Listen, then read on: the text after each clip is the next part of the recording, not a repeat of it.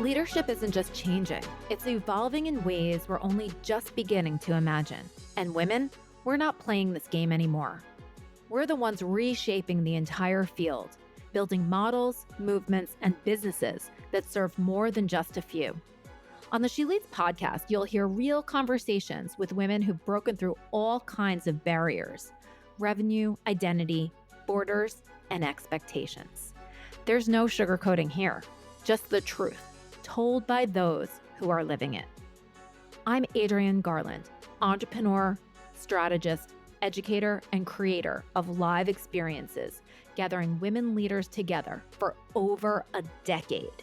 And this is the She Leads podcast. Liza is a dynamic leader and high-performance coach known for her ability to create transformative learning experiences that drive success for the largest firms on Wall Street.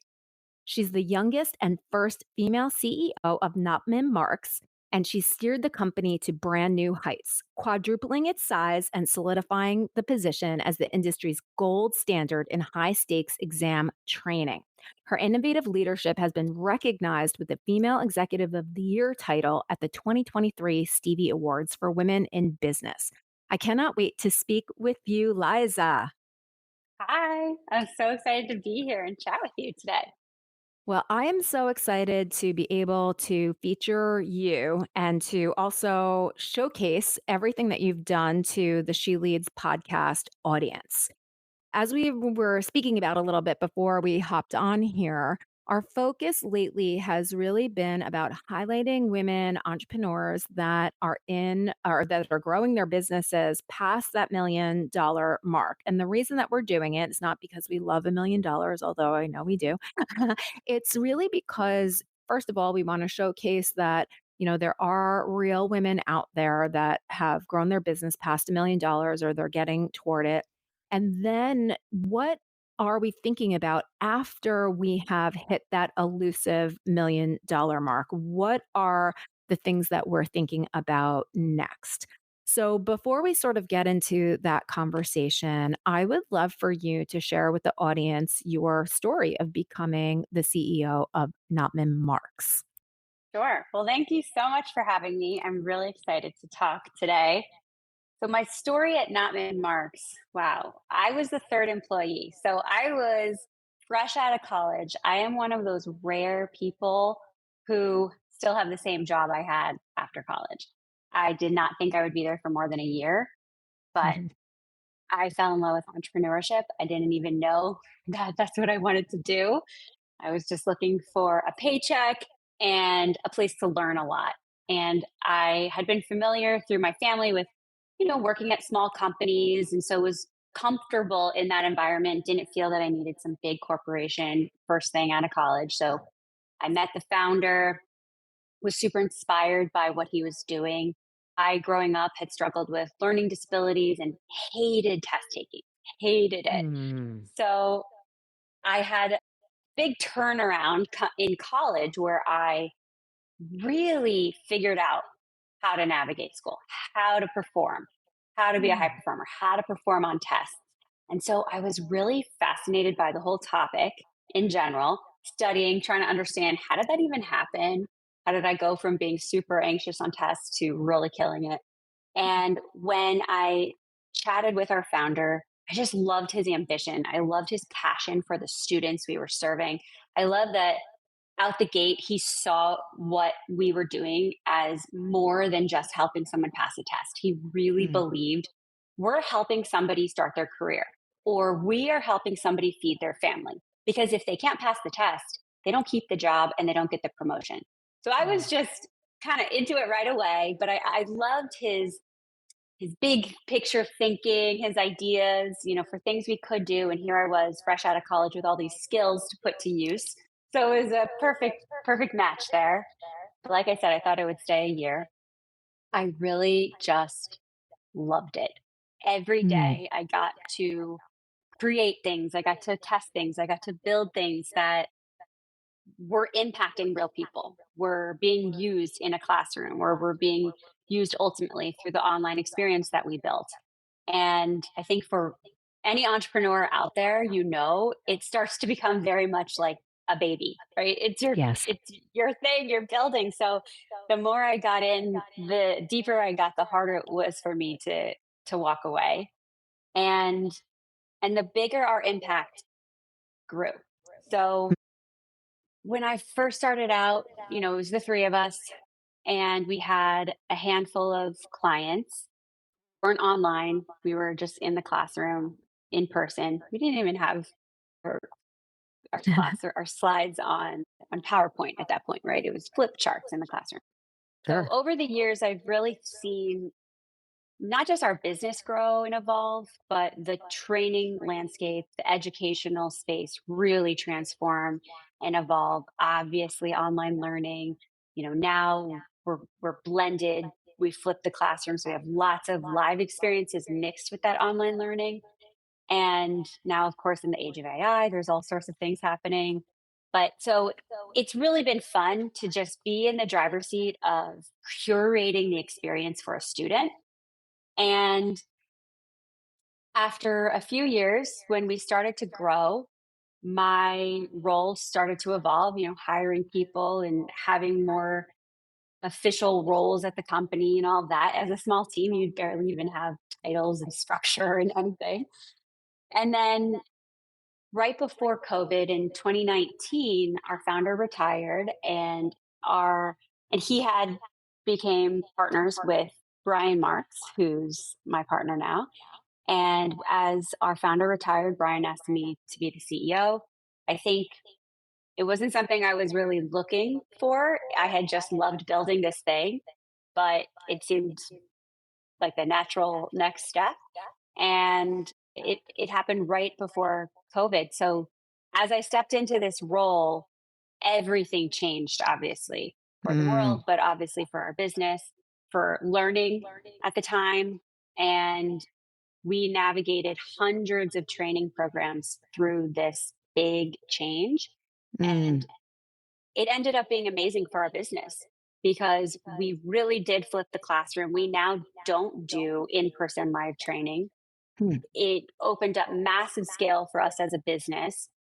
We have way more national reach now in the programming that we do. And it really forced all of us to rethink how we do everything, which I love. I love a big challenge. And through that period, we really just kept growing. So when I talk about my career, it's very non-traditional. I wasn't starting in a certain role and then getting the next role and then getting the next role and then getting the next role at a really big company. I was just building the thing, and mm. the roles would just come naturally from what it is that we were doing. And, you know, I could talk about it at length, but that's the high level. It's amazing. So I thank you so much for sharing that. And I wanted to sort of rewind back to a couple of different things. I think first, there's something there with you being able to figure out the whole test taking thing and how that flipped for you in college. I would maybe it's a different podcast, but I would almost love to hear about that more because I think so many people can relate to that. And you know, the whole idea of test taking to, test your knowledge is also a very interesting type of way, right? To sort of check if someone's retaining knowledge or not. And then I just wanted to let the audience know, so the financial training firm that you are CEO of, that you actually train people to get certified for Wall Street. So different tests like the Series 7, the Series 63, anything it's sort of you must hold Yep. this License. certification in order to license in order to help anybody from a fiduciary point of view. Yep. Perfect. So I just wanted to sort You of got it so right. that people yeah, so that when people hear financial training that it's not just, personal finance or, getting to know your numbers even for a company that it is moving toward an actual license and certification, which is so incredible. Exactly. It's when people first hear the name of the company, they assume exactly what you said. Oh, you train me in personal finances. No, we actually train financial professionals to pass the exams they need to take to do their jobs. And these tests are no joke. They are intense. They, like you said, they can make or break your career as you're getting Yep. started. So it's high stakes, and it's also very important for the companies that are bringing on these financial professionals to, set them up for success, because without these financial professionals, these bigger financial companies don't have a workforce. Yep. Exactly. Yeah. And we are really intimately involved with the training managers, the program managers who are recruiting, onboarding, building out the programs for all of these different hires throughout the industry. So whether it's hires in the analyst and associate programs coming into Wall Street, or it's hires coming into a branch office you might visit across the country, they all have such a diligent focus on who are the people, how are we preparing them, how are we, of course, getting them licensed. And, the scale is massive. So it really is complex. And our role as partners is to make it easier, but deliver results because Yeah. nobody has time to waste. And if you No. fail, it's not only hard for the student, but it sets the team back. It can set the the budget back, right? So Yep. there's a lot that goes into it, so it really is high stakes, and that makes our job just really important that we do it well. Yeah. And what I also find fascinating is here you are, a college graduate, and this founder trusts you with making changes, with, improving things. To me, that just speaks so highly of who the founder was. Can you talk just a little bit about him, and why do you think he trusted you in the way that he did? Sure. So as you can see, for those just listening, I'm lighting up thinking about this. No. I think I just respect founders so much. I really do. It just takes so much courage to Yeah. found something. I think anybody out there listening who is a founder, hats off to you. It really does take so much courage. And so I think he had so much drive, and I think he just saw that in me, right? There was that like for like. He saw, Mm. here's this young kid. I graduated college early. You know, the whole turnaround really accelerated my learning and performance in a big way. And so here I was, this Wow. 21-year-old with just so much ambition, so much drive. And I think he recognized that spirit and that energy and was willing to give me a shot. And, just a shot. That's it. He's not Yeah. by any means somebody who is going to easily hand over trust. But over time, he saw, okay, trust her with this, knock it out of the park, trust her with a little bit more, and it wasn't day one that he was expecting Mm. me to come in and do all the things that I did. But I was so invested in it and excited and worked really hard. So, the trust came over time.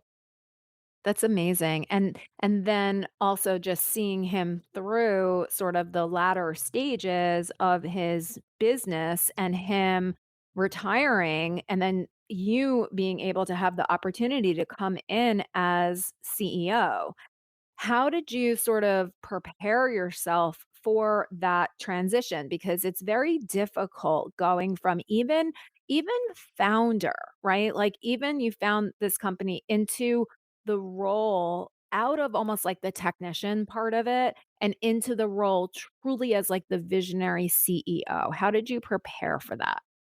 That's a really good question. It was daunting because there was no way I was going to fill his shoes. He has so Mhm. much gravitas and just he was so known and so trusted with our clients in this industry for such a long time that I think the thought of filling his shoes was really too much. So I had Mm. to pivot from that and think more about, what do I bring? What do I naturally bring, and what have I always brought to this company, which is what led to me being the the choice in the first place. And I Mm. think that, my opinion on promotions oftentimes is you get the title for the job you're already doing. Yeah. And, versus, I'm going to reach, it's let me reach before I have the title. So when I really started to acknowledge I've been doing this for quite some time now. I had been, doing the planning, the envisioning, the leading of the team, all sorts of things for a while. It helped me to really embrace I can do this. I can do this in my way, but it's Mhm. got to be done in a way that is true to the essence of what we've always been, right? So, how can I now take on this next chapter in a way that's not a hard turn, in a way that doesn't diminish the origin of what it is that we built? And I think that I could do that because I genuinely loved his vision and his passion from day one. And even though the vision has now gotten bigger and expanded, it's still the same in many ways, right? I still Mm-mm. see that student that we're serving, and whatever the mechanism is, whatever the product ends up being, it's still about we're helping them succeed in their career. We're Yeah. helping them grow. We're helping them feed their family in whatever capacity that looks like. That Yeah. essence of that passion is still, I think, exactly what he had, and so it's kind of a natural next chapter. I love that. So what is sort of the evolution of the industry? So of course there's always going to be licensing. There has to be. But are there other things, especially like you mentioned before with AI and just the direction that much financial planning is going? Is there what's sort of next for the financial licensing industry, if you will, and maybe even regulations? That is a big question. I think there's a lot of speculation. I think education is always going to have a really important place, regardless of AI. I believe that we will leverage AI as a tool, but Hmm. we need people at the end of the day to ensure that people are educated in the right way, and there's a person you can ask questions to, or a person who's overseeing the intricacies of an experience. And I don't think all of that just goes away with AI. I think that it's going to rapidly change our landscape, but Hmm. at least for the foreseeable future, I'm just excited about the tools we get to use, and the Mm. more that we can create personalization for our students with all of the tools available to us now. I love that. Yeah, I totally agree with you, and I think I mentioned it on the podcast a lot, but I teach entrepreneurship at NYU, and we're always talking about how we specifically talk about event management, hospitality, and tourism, and so we're always talking about AI's role and the fact that it can create a lot of efficiency, but in this industry, at the end of the day, it's all about relationships. And so, at least for what we can see, it doesn't seem like people and that type of intimacy is going to be replaced by technology, at least yet. Right. And that seems very much like, what you're saying as well, and I totally agree with you. There is definitely an element of, like, that human beings have got to play in instructing others. There's just something that happens when you are, like this, virtual or face to face, that transcends what AI is capable of right now. So, I There's love nothing that. more powerful than human connection. So, Yeah. do I believe it's going to look the same? No. Is it going No. to evolve? Absolutely. Yeah.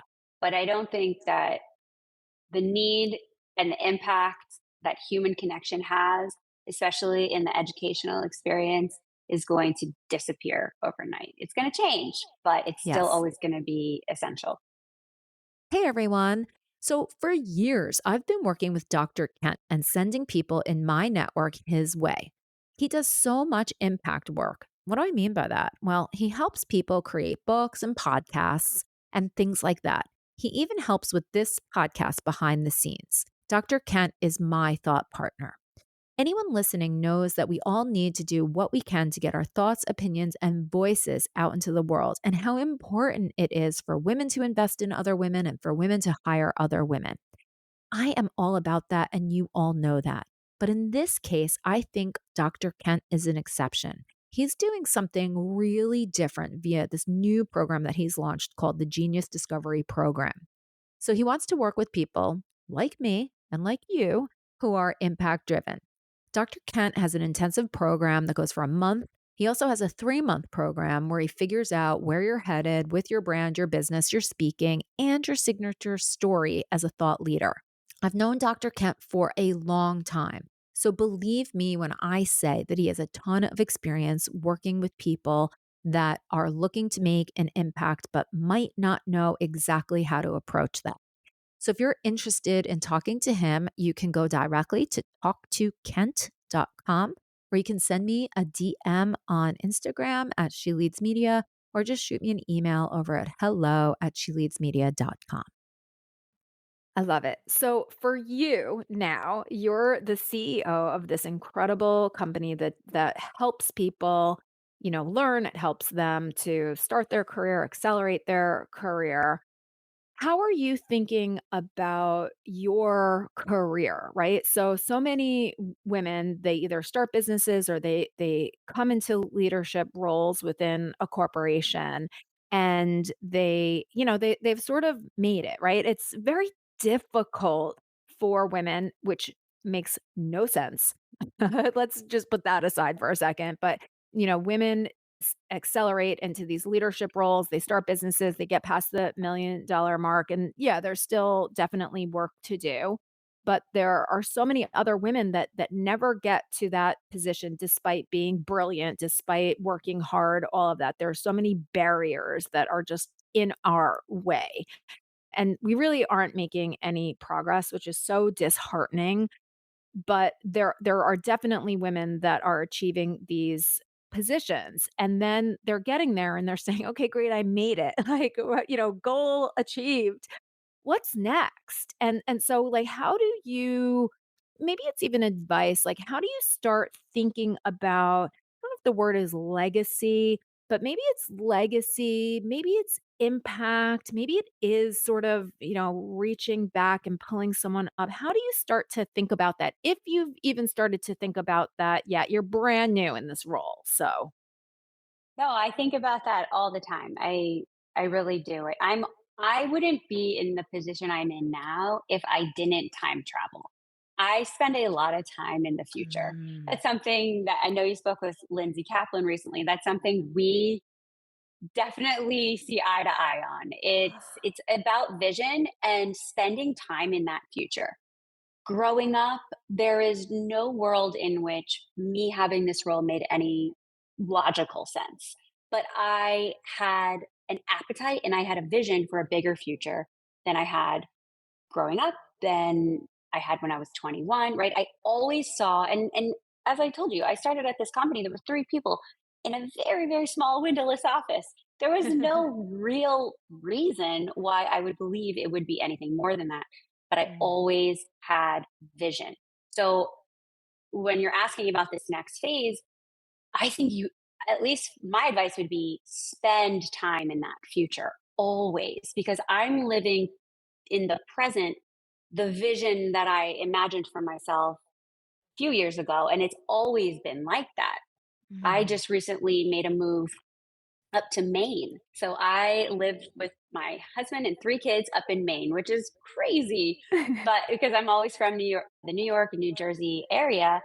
But a few years ago, we just I had this in my mind that this isn't the forever place for us where we were, Mm. and started slowly but surely making a way for how that could be possible and what that could look like. And here we are now living here, right? Mm. So, my company now, I became CEO 2019. We were about, I want to say 8 million revenue at the time.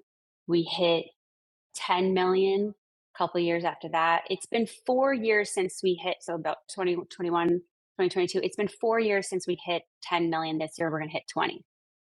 Live in that future. So I am Mm, right now living in the future of where are we going to be 5 years from now, and it's great and it's beautiful. And so I think the challenge of a leader is bringing people along to that future mm, before it exists because it's 100% possible. yeah. 100%. And Mm, so now there's a couple things. I think on a personal or outside of the business that I'm running today, my husband and I have started this company called the Betty Kiernan Foundation. And Betty Kiernan was my godmother. She just passed away this last year, but really for the last couple years had declined greatly, had dementia. And she was that person who, for me growing up, was just that pivotal person, right? That person who saw you, that person who believed in mm. you, that person who, in that college turnaround time I mentioned, where there are all sorts of trials, all sorts of adversity, no money for college, loans, jobs, all of it. She would just write that check, $100 you wouldn't expect, get it in the mail, right?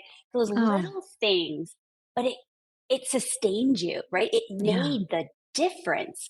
So, anyways, though the foundation is in her honor, it's to give small scholarships and grants that will send. She was a nurse, so sending more women to get their nursing degrees, pay Mm, for help them pay for college, small grants for families in crisis and women in need and just crisis situations, and not 10,000, 20,000 at a time, right? But 2,500 at a time, 1,000 at a time, 5,000 at a time, right? How can we use these small grants to fill real gaps for yeah. people and women in particular that make all the difference? Yeah. So that's one big one that I'm excited about. Really, just to honor her legacy is the most Beautiful. important.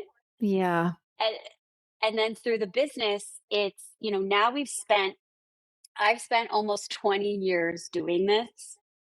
My founder started way before that. So a company that has been in this field for over 3 decades, helping people pass these tests. Well, we've learned a lot.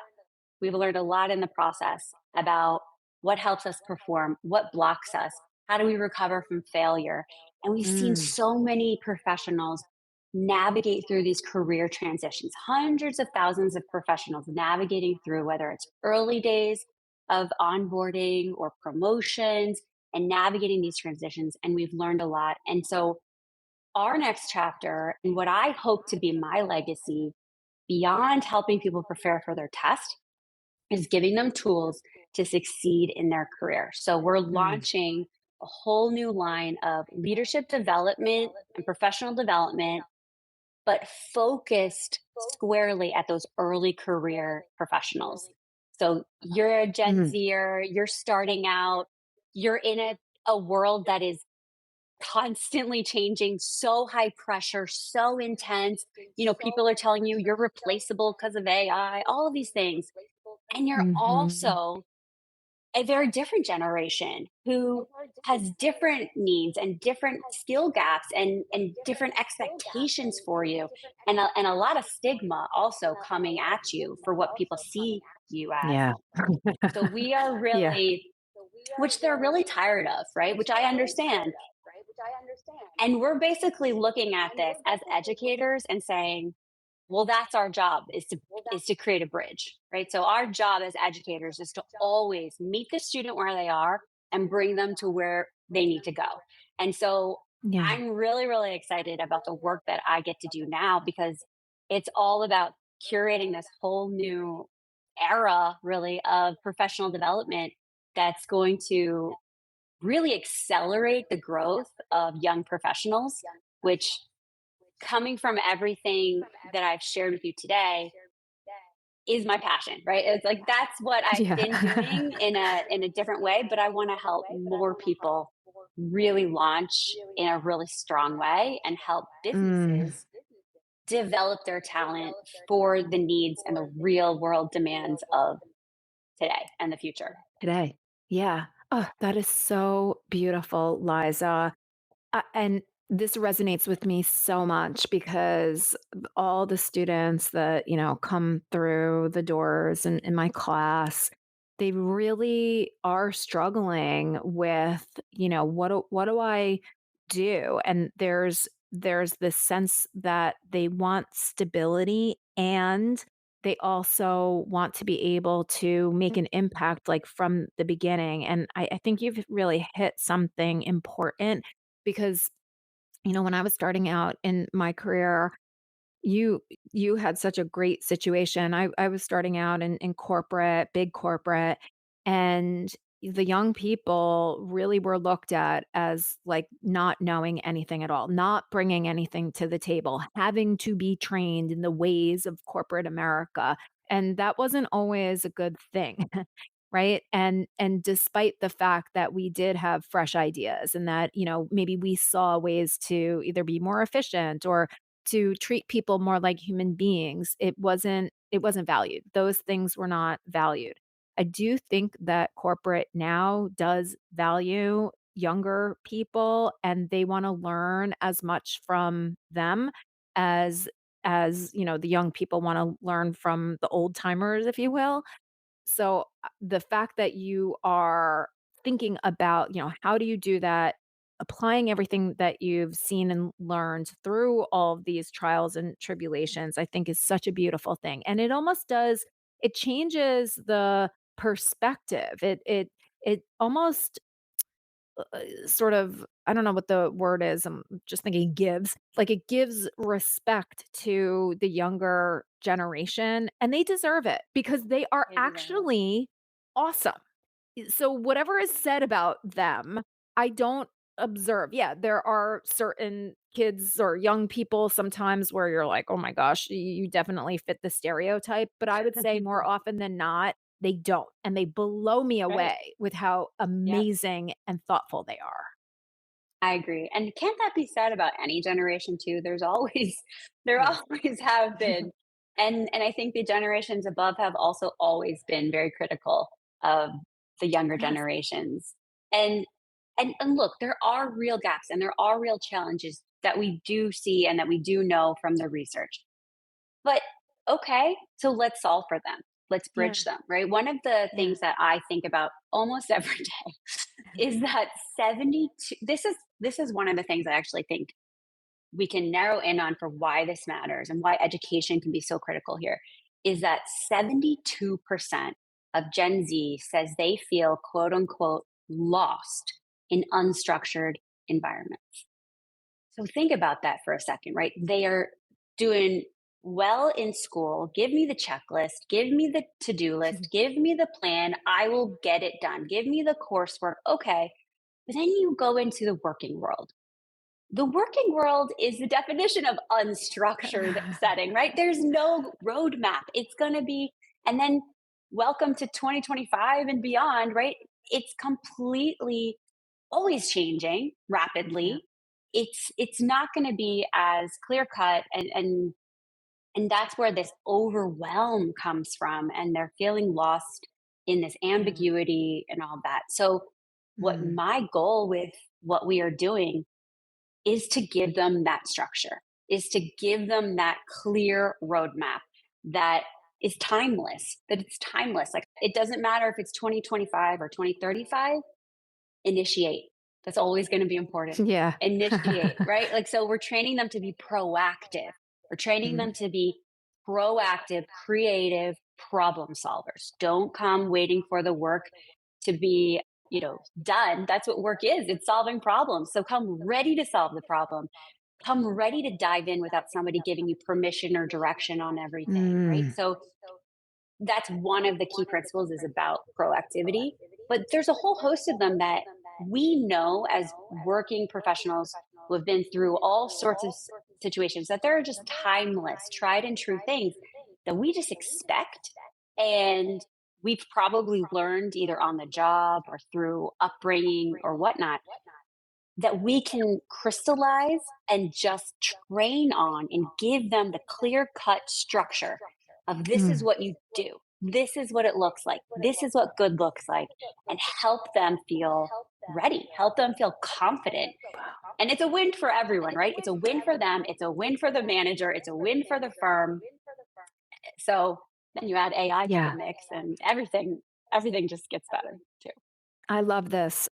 You're blowing my mind. I absolutely love this. I'm so on board with this. How can I help? Or It's so true. You know, one of the things that I say all the time is that like as we're coming up through school, we're not taught even entrepreneurial skills, right? And not that you must start a business, but those skills are exactly what you were just talking about. It's 100%. identifying the problem. Where's the opportunity? Where are the gaps? How can I experiment around a little bit without, disrupting everything to see like, does this work? How can I put together a pitch for my idea that shows like where the benefits are, why this is important. And you're so right. Like we're sort of taught in a lot of ways, like, here's the material, test it, regurgitate it back, move on to the next thing. Right, And it is a real problem. There's not and it's not that these young people, students, whoever, even older people, it's not that they don't have the capability. They just, like you're right. saying, they don't have the roadmap. They don't have the structure.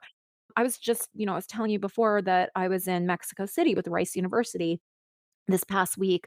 And what an amazing just program. Rice University, every single MBA student needs to, as part of their curriculum, they have to go on a global field experience. So they work on a Cool. project. This is so cool. I know. They Yeah. work on a project with a company in a foreign country. And it's a specific aspect, whether it's, growth or operations or finance or whatever. And it's a 6-week course, and it culminates in going to the country for the week, meeting with the clients in person, and then the team providing a recommendation. And, like, that's super cool and just so amazing. But what happens is these people are put together in teams. And so they have to navigate all of this different stuff. And then they have to navigate being in a team with one another in this highly like uncertain, ever changing environment in a humongously condensed period of time, right? You can imagine some of the drama that unfolds. And these That'd people be a are good are reality TV show. it is such right? And some of the MBA students are, they range in age. They're from very young to, 60 plus. So there's also all of the generational stuff in there as well. But I was to lunch with a group the other day, and one of the women who she came out of the services, which is, as you were talking, I thought to myself, gosh, this is so applicable for people that are coming out of the military because they are told what to do, right? And then they execute.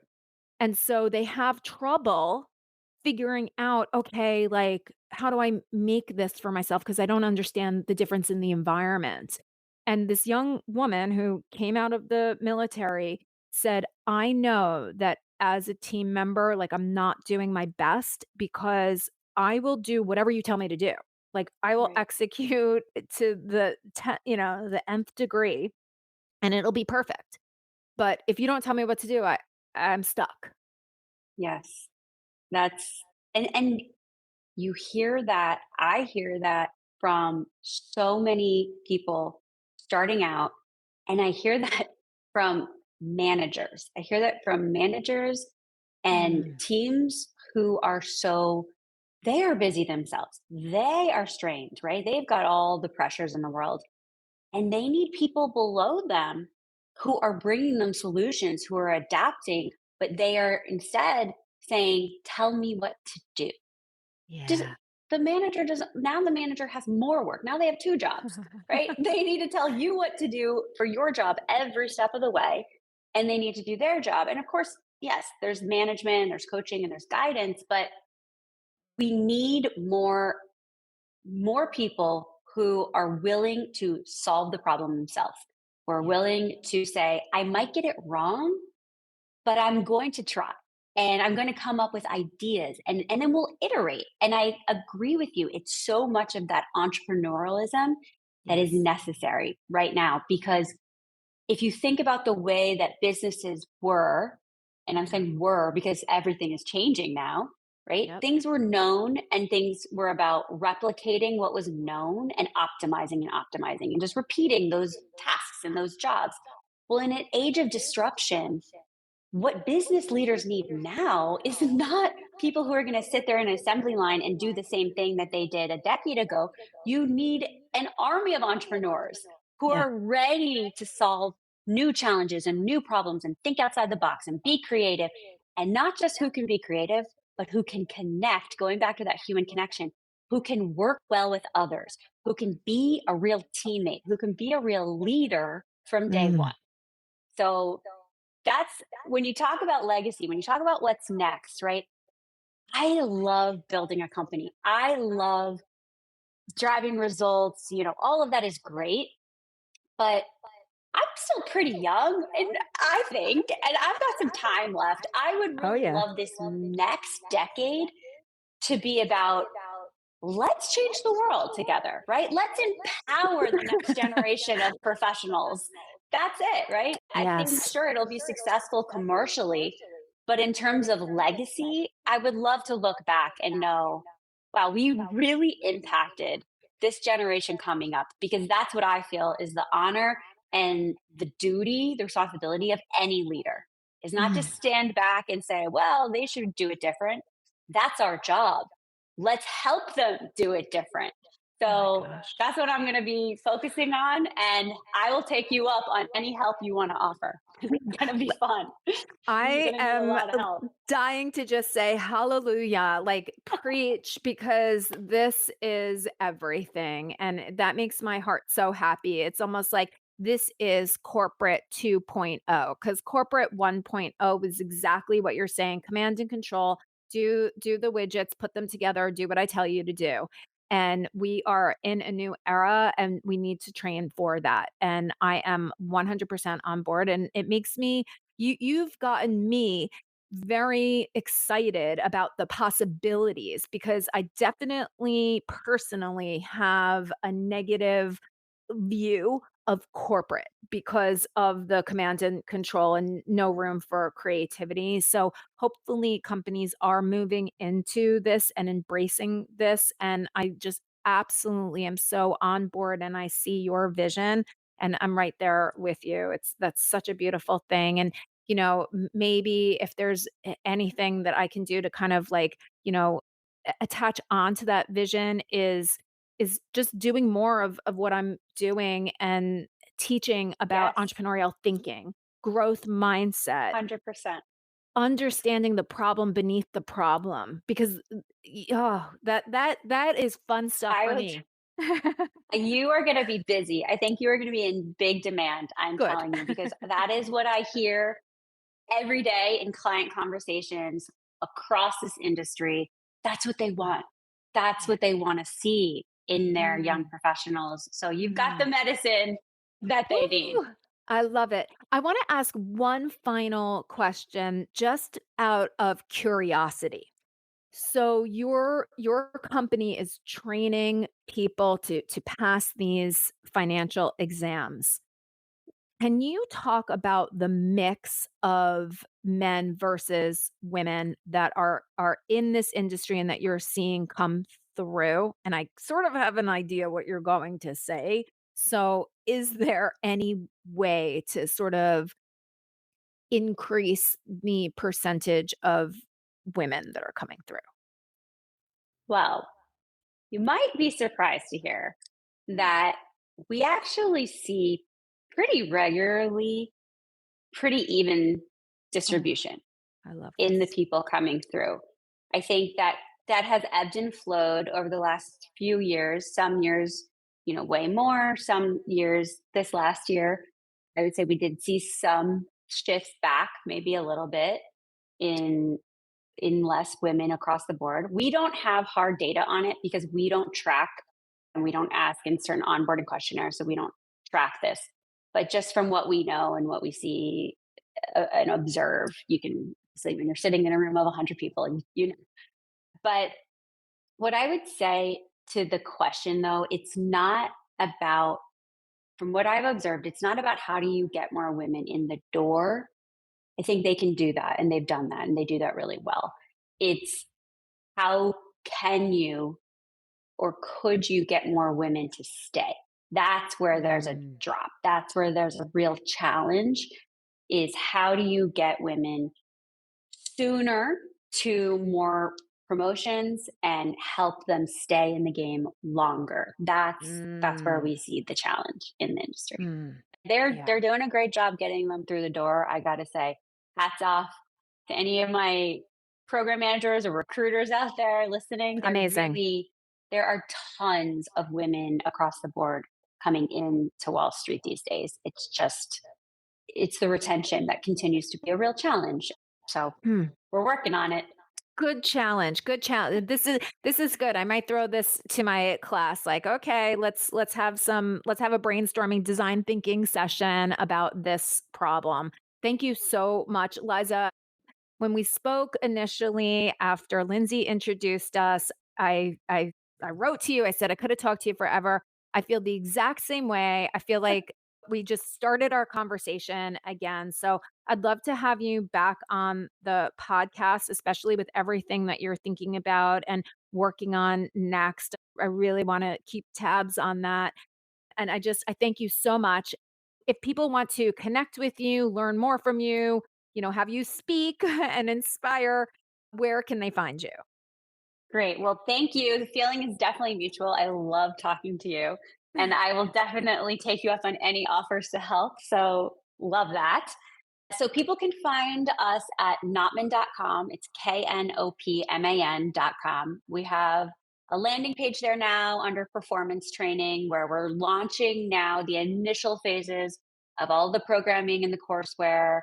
I do keynotes, all of that's listed on that page, but lots more to come in that space. Of course, connect with me on LinkedIn, Liza Streiff. And yeah, keep an eye out. There's a lot coming out this next year. So keep tabs for sure. I love it. Well, thank you so much and go forth and inspire. Thank you. And thank you so much for having me.